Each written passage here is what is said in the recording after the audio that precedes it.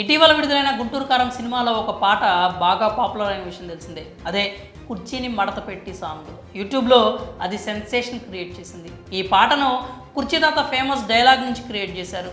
ఈ తాత యూట్యూబ్లో ఎంత ఫేమస్సో మనం ప్రత్యేకంగా చెప్పాల్సిన అవసరం లేదు. ఆ కుర్చీ మడతపెట్టి అనే ఒకే ఒక్క డైలాగ్తో సోషల్ మీడియా లోకం మాట్లాడుకునేలా చేశారు. ఇప్పటికీ ఈయన డైలాగ్ మీద మీమ్స్ వస్తూ ఉంటాయి. అలాంటి ఈయన డైలాగ్ని మహేష్ బాబు తన గుంటూరు కారం సినిమాలో పాటగా పెట్టుకోవడంతో ఆయన సంబరపడిపోయారు. ఆ తర్వాత ఓ ఇంటర్వ్యూలో మాట్లాడుతూ గుంటూరు కారం చిత్ర యూనిట్ తనను కలిశారని, త్రివిక్రమ్ శ్రీనివాస్ తనకు తర్వాత తీయబోయే సినిమాలో అవకాశం ఇస్తానని అన్నట్లుగా కుర్చీ తాత చెప్పుకొచ్చారు. ఆ తర్వాత కుర్చీ తాత మిస్సింగ్ అనే ప్రచారం జరిగింది. ఆయన కుటుంబ సభ్యులు మీడియాతో మాట్లాడుతూ కన్నీళ్లు పెట్టుకున్నారు.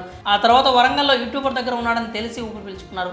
ఫ్యాన్స్ కూడా ఆయన కనిపించకపోవడంతో కంగారు పడ్డారు. ఆ తర్వాత ఆయన కనిపించడంతో ఫ్యాన్స్ రిలాక్స్ అయ్యారు. ప్రస్తుతం అయితే ఆయన బాగానే ఉన్నారనుకున్న సమయంలో కుర్చీ తాత అరెస్ట్ వార్త వైరల్ అవుతోంది. కాలాపాష అలియాస్ కుర్చీ తాతను జూబ్లీహిల్స్ పోలీసులు అరెస్ట్ చేసినట్టు తెలుస్తోంది. వైజాగ్ సత్య స్వాతి నాయుడు ఇచ్చిన ఫిర్యాదు మేరకు పోలీసులు కుర్చీ తాతను అదుపులోకి తీసుకున్నట్లు వార్తలు వస్తున్నాయి. డబ్బు కాజేసి పారిపోయాడని, ఇష్టం వచ్చినట్లు తిడుతూ వీడియోలు పెడుతున్నాడని, తనని బూతులు తిడుతున్నాడని వైజాగ్ సత్య వాపోయాడు.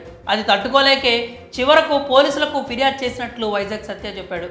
2 రోజులుగా అతని కోసం గాలించగా బుధవారం పోలీసులు కుర్చీ తాతను అరెస్ట్ చేసినట్లు వెల్లడించాడు. కుర్చీ తాత డైలాగ్ని వాడుకున్నందుకు మ్యూజిక్ డైరెక్టర్ తమన్ ఆయన్ని ఇంటికి పిలిపించుకొని ఆర్థిక సాయం కూడా చేశాడు. అయితే ఇదంతా జరగడానికి వైజాగ్ సత్య సహకరించాడు. అతని వల్లే కుర్చీ తాత తమన్ దాకా వెళ్ళగలిగాడు. ఆ విషయాన్ని తాతే స్వయంగా చెప్పాడు. కానీ ఎందుకో తాత చివరికి రివర్స్ అయ్యాడు. వైజాగ్ సత్య తనను మోసం చేశాడంటూ చెప్పడం స్టార్ట్ చేశాడు. అతను కనిపిస్తే నరికేస్తా, చంపేస్తానంటూ కామెంట్స్ చేస్తున్నాడు.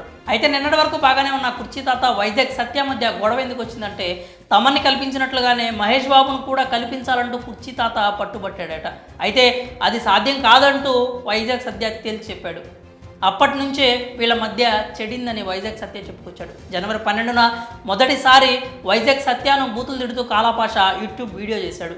అప్పుడు పోలీసులకు ఫిర్యాదు చేయగా స్టేషన్కి వచ్చి ఆ ఛానల్ వాళ్ళు తిట్టమంటే తిట్టానంటూ చెప్పాడట. ఆ తర్వాత మళ్ళీ వైజాగ్ సత్యాన్ని తిడుతూ వీడియోలు చేస్తుండడంతో పోలీసులను ఆశ్రయించినట్లు వాపోయాడు. ఛానల్స్ వాళ్ళు మందు పోయించి తిట్టిస్తున్నారంటూ చెప్పాడట. అతని బూతులు తట్టుకోలేకే వైజాగ్ సత్య చివరికి పోలీసులతో అరెస్ట్ చేయించినట్లు చెప్పుకొచ్చాడు. మరి కుర్చీ తాత అరెస్ట్ కావడంపై మీ అభిప్రాయాలని కామెంట్స్ రూపంలో తెలియజేయండి.